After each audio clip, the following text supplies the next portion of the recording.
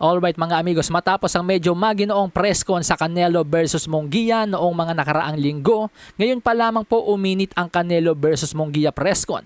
Pero ito ay hindi dahil nagkainitan si Canelo at Munguia, kundi ito ay dahil nagkainitan sina Canelo at kanyang dating promoter na si Oscar De La Hoya. Nakatikim ng masasakit na salita si De La Hoya kay Canelo tulad ng pag-aakusa ni Canelo na nanguumit ng pera sa kanyang mga fighters, si Oscar De La Hoya, at nangaagaw daw ng atensyon kay Munguia. Pakinggan natin si Canelo mga amigos. That's what I say. He's a fucking asshole.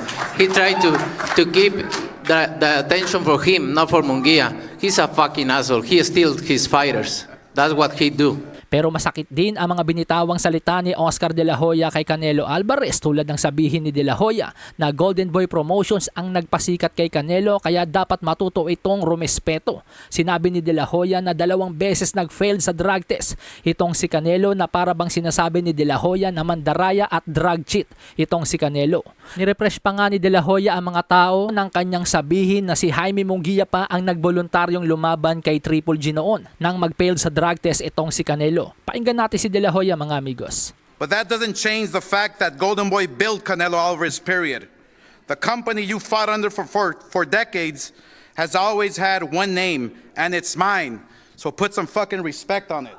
Remember when Jaime was 21 years old, volunteered to step in against Triple G, and Canelo failed 2 drug tests?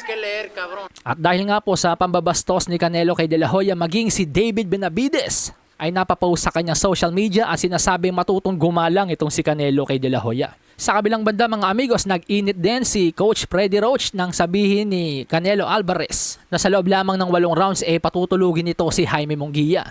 Banat ni Coach Freddie Roach, mahina daw dumepensa itong si Canelo Alvarez. Nagtataglay daw ng napakagandang left hook si Jaime Munguia kaya't umaasa si Freddie Roach na isa ito sa magiging susi ng kanilang panalo. He has a poor defense with his keeping his right hand low because his left hook always ends up down by his ass, and he gets hit. And when he goes down, it's usually by a left hook.